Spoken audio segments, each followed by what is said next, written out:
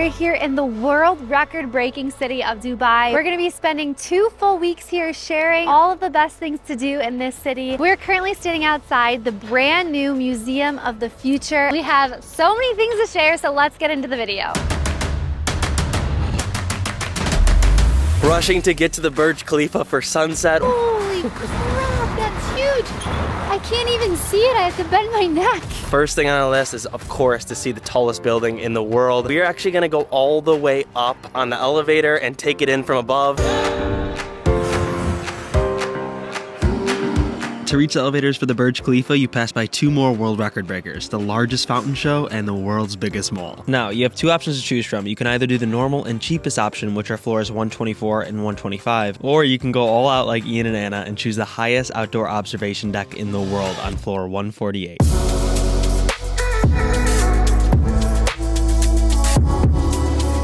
One thing that I have been wondering is how the heck do they clean it? Because it's all shiny and glass on the outside. Turns out it takes 40 employees 3 months to clean the entire outside. Another fun fact is that if you've ever seen the Mission Impossible movies, Tom Cruise actually climbs the Burj Khalifa. Right below us is the fountain show, and that's supposed to light up at 6 p.m. every night until 10:30. So we're gonna head down there after. Overall, it's cool. Ian, what do you think? Is it a must-do in Dubai? If you're claustrophobic and get annoyed with other people, probably not. But if you want to be on the world's tallest building, then it's a must-do, especially at night. I'm really liking the vibe at night because all the lights are turning on. What a way to end off the night. That fountain show was definitely better than expected because the building lit up. I could only imagine being here for New Year's when fireworks are blasting off. The videos I've seen online are incredible. What a crazy start to our time here in Dubai.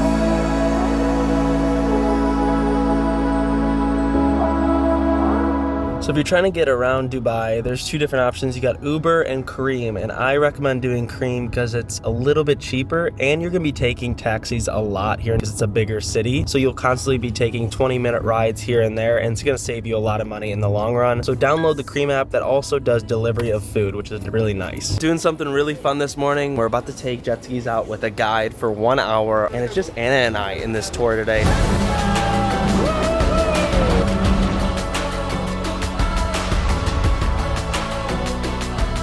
That was so dang fun. I cannot believe how fast we were going. I was going about 70 miles per hour because it was so flat. A big tip here in Dubai is to go on jet skis in the morning. We were able to see the city view of the Burj Khalifa, the Burj Al Arab, and then of course the Atlantis on the palm. It was incredible. We decided to book this tour with 2 separate jet skis so we could have so much fun on our own. But if you just book one, that pays for 2 people. So 2 people could ride on 1 jet ski.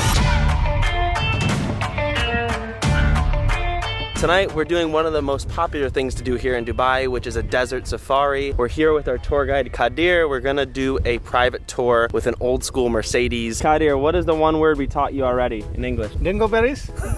Kadir and I were joking around about how when you learn a new language, you always learn the bad words first.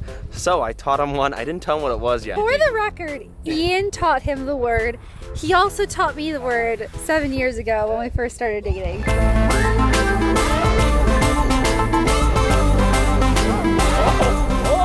Camels are my favorite land animal. I have my necklace that Ian got me after a few dates. Look how pretty the eyelashes are. Wow. I kind of want to buy these 2. I know. Should we take him home? Can they live in the van? The reason I choose not to ride camels is because a lot of countries I've seen extreme abuse for camels, horses. These camels seem to be taken really well care of, but I'm always going to opt out of it because I do not promote riding animals. Are you awake now? It's Ian.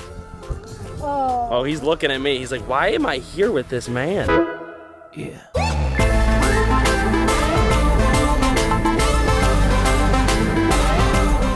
Connor told us that the orcs we saw are the national animal of the UAE, and it's not too common to see them while you're out here, so we got very lucky because we saw a lot. They're in a big pack and they ran away from us just like they all do. I'm not gonna hurt you, animals, if you're watching. We've seen some gazelles. They were running away from our car because they don't like humans. Then we passed by these massive man-made lakes. It took 7 years to create this conservation area, and there's thousands of birds, there's fish. It just was so interesting that something like that is here in the desert. It felt out of place, but it also looked like it was flourishing.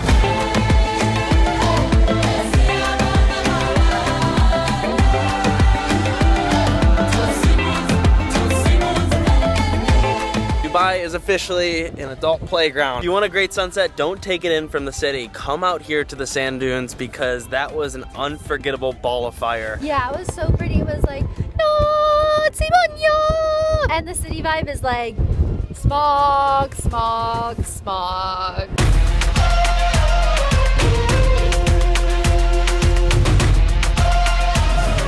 This is for 2 people? No, it is not. No, this is for you. You have to eat all, okay? Otherwise, there's a fine. So much food. This is insane. Start from roasted vegetable, hummus, tabbouleh salad, fattoush, jarjir salad, lentil soup, beef meatballs, and chicken and lamb uzi. If you want the best food you're gonna get in Dubai, you're gonna wanna come on this tour and to this camp because this is ridiculous.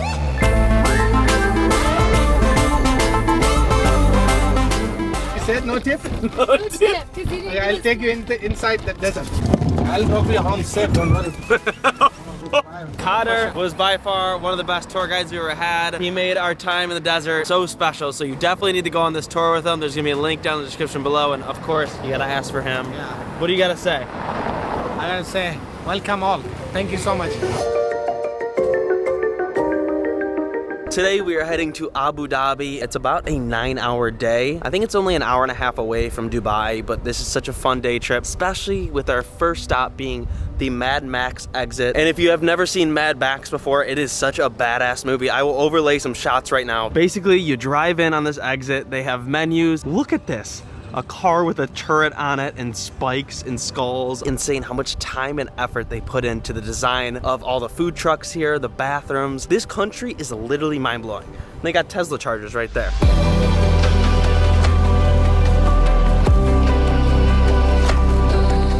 We've officially touched down in Abu Dhabi and we really wanted to stop at the Louvre. I know, shocking. You probably just saw us there in Paris a few months ago, and if you didn't, you can click right up here to watch that video. It is one of my favorite places ever. They actually had to pay France $500 million for the rights of the name, and they have it for 30 years, and then they have to pay another $500 million. So my big question was, what the heck?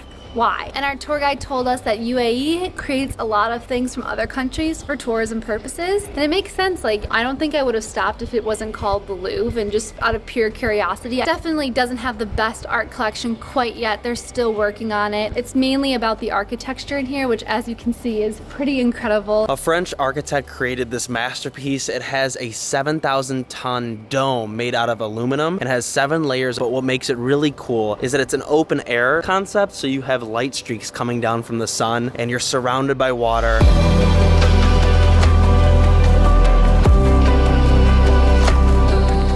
Abu Dhabi has 200 natural islands. They do not need to create fake islands like Dubai because they're encompassed by the Gulf. This is actually natural water all around us, and I thought that was really cool. Finally, some natural stuff. So how does a 50-year-old country in the middle of the desert afford to build these monumental cities? I mean, Dubai used to look like this in 1980, and boom, 40 years later, it's the most futuristic city in the world. And that's where these two come in. Meet Sheikh Zayed and Sheikh Rashid. These former rulers are plastered all over the UAE, and I mean everywhere. During their reign in the 1960s, they struck black gold when they discovered massive amounts of oil. And with their sudden explosion of wealth, Zayed took care of his people by building schools, hospitals, and roads in Abu Dhabi. And Rashid, on the other hand, had a futuristic plan to make Dubai the global center of commerce. Both these amazing leaders had revolutionary ideas and all the money in the world, but they had one major problem: a shortage of workers. So they began recruiting labor from all around the world, with migrants from Pakistan, India, and other countries flooding in to create a better life for themselves. But somewhere along the way over the past 60 years, what these migrants were promised was very different to the harsh reality when they arrived.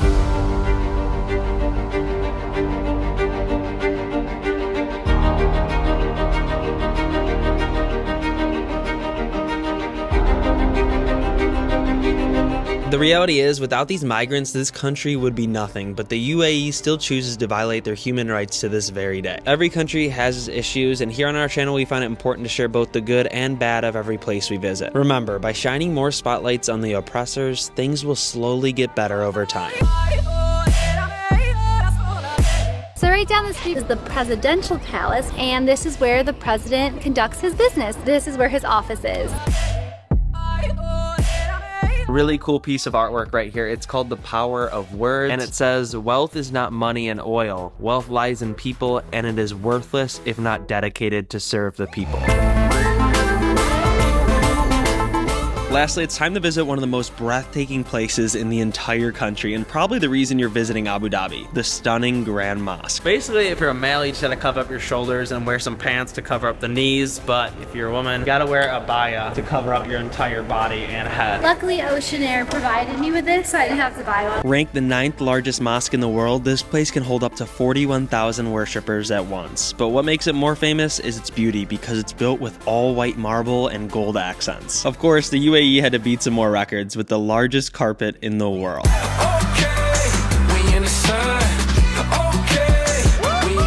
Today we are at the Atlantis Waterpark. We're gonna be going down all the water slides. This place holds the world record for most water slides in the world. What makes it even more interesting is that it's on the Palm Jumeirah. It's an artificial island, the largest, of course, in the world yet again. There's actually 3 man-made islands here in Dubai that all look like palm trees. Growing up, I used to go with my friend and his family to Atlantis in the Bahamas, and I don't know if there's anywhere better in the world for kids.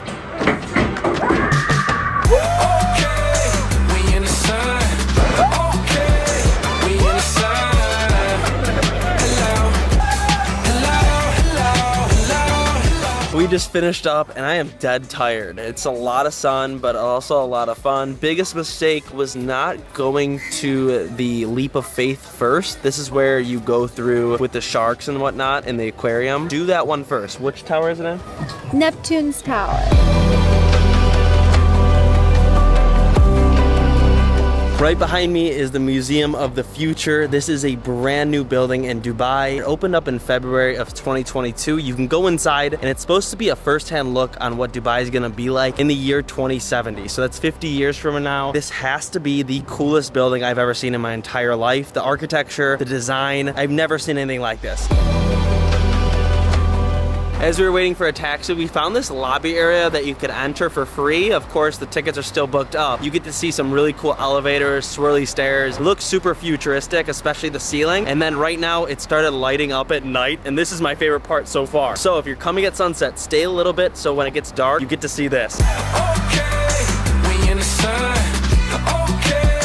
We just arrived at Dubai's Miracle Garden, which are the largest botanical gardens in the world. There's over 150 million flowers. Of course, Dubai has to be the best at everything. There's massive animals like horses, bears, elephants covered in flowers, and even an actual Emirates airplane smack dab in the middle here covered in flowers. Don't be like Anna and I and come at 12 in the afternoon. It is so hot and we are sweating. There's not much shade here. Come at 9 a.m. right when it opens or at sunset. The reason I'm talking fast is because the security guards in a lot of these attractions around Dubai hate when I vlog, so they always take my mic or tell me to put my camera away. I find this botanical garden to be super family friendly. It's actually kind of designed like an Alice in Wonderland vibe. Really goofy, exotic. There's even a Smurf village. So I think that if you have kids, they're gonna love it here. We only spent about an hour in the gardens. That's all you really need. Sweating a ton. Losers are just not relatable. Don't call my phone cause I'm still unavailable. I've been the greatest, it's still undebatable. Breaking the records and make them unbreakable. Currently at the biggest picture frame in the world. What's so iconic about this frame is that if you look through it, you can see both old Dubai and new Dubai. Best part is we get to go all the way up. The sunlight hitting the gold is so dang cool. I keep saying like this is so weird. It's cool. But you're just like, who thought of the biggest picture frame? It wasn't because of you. Once you go up the elevator, you are greeted by a beautiful see-through floor. It's actually censored, so you have to step on it, which is kind of scary. And then on this side, we have new Dubai. On that side, we have old Dubai. A cool 360 view. Prices keep on going well. Today is our first day at the beach. We're at the most popular one called JBR, and it's a 5-minute walk from our Airbnb, which is really nice. Just for the fun of it, I will link our 2 Airbnbs in the description below. I am really liking this beach. Of course, you have the tallest Ferris wheel in the world, buildings surrounding you, and then the sunset was amazing here. Another fun thing to do in the marina area is to take a night dinner cruise. You see all these boats light up in the night. Let's talk about where to stay in Dubai. You can either stay in downtown or the marina area. We stayed half of our trip downtown and the other half in the marina. If you only have a few days and you want to stay closer to the airport, downtown's your best bet. But if you're here for a vacation, definitely come to the marina area. You're gonna love it over here.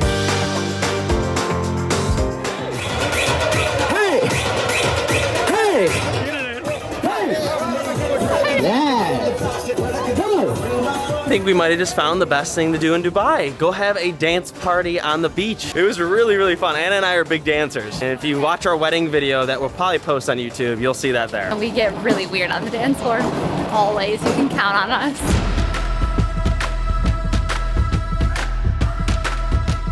This is my favorite day because we're going on a 3-hour food tour here with Sandy. We do this in every place we go to because trying out food, you really get to know the culture of the place you're at. So let's get going.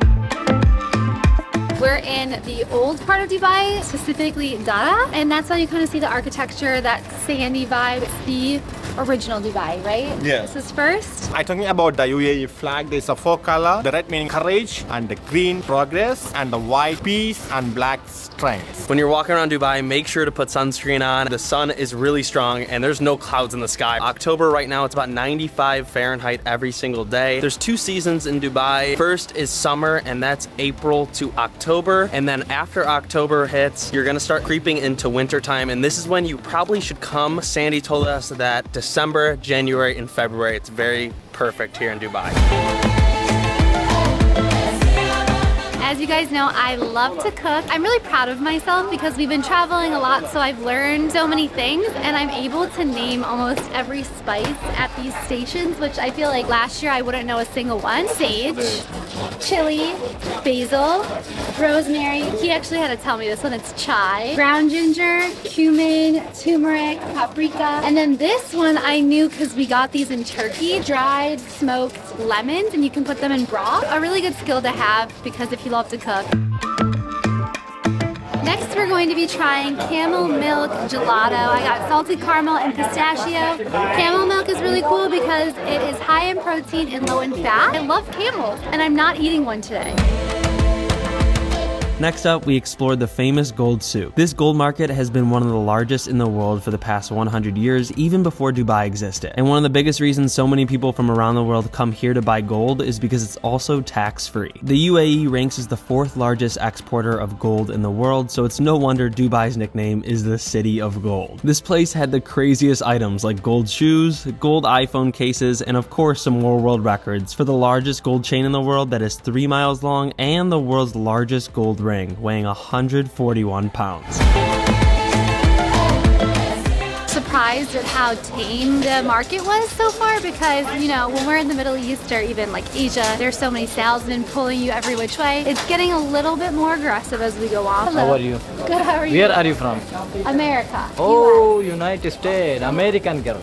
Come on. No, thanks. We met some of our followers that have been following us for quite a bit. Since our van videos back in the US. They were very nice to come say hi. They're both from India, right? Yes. Yeah, so they're working in Dubai. We just love meeting people in person, so come say hi if you ever see us.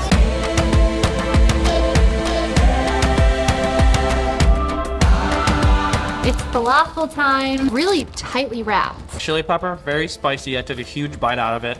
Killed me. Drip it onto your kebab sandwich. These are pickled carrots, and I'm gonna make Anna do this at home because these are delicious. And you just lay that on top. Oh my God. That is good. So right here is a image from the sky before 1950s of where we're at right now. Over here, as you can see, there's nothing. This is where the Burj Khalifa is. Right here, we are on the creek. Look at this spot. Beautiful view. Beautiful Habibi. Aww. Habibi. Beautiful scene. Oh, thank you. So in the US, we would call this a meze platter. It's got hummus, mutabal, tabbouleh, falafel, samosas. We've got cheese and lamb. Yes. And a grape leaf. So let's dig in. It looks so good. Final meal on the tour is a camel burger. He's trying to convince me, and I'm like, I won't eat it. At least one bite, you know. Then you can tell me, you know, how to feel that. No, I can't eat it. They're my favorite animal. It's like eating an elephant. That's different, you know. That's very nice to eat. You know, you can try to and tell me then help. We are here. This is a local house restaurant. Why we are here is one of the famous is they get for the camel meat burger. I'm gonna take a bite. Anna's definitely not. She feels awful about this. It's very juicy and big though. This is way different than a burger from the US, but Why? it just has a different texture. Better or worse than a regular burger? There's no better burgers than in the US. Sandy was so great today. He shared so much about the culture and the food scene here in this old area of Dubai. Thanks, Sandy. Keep in touch. You have our number.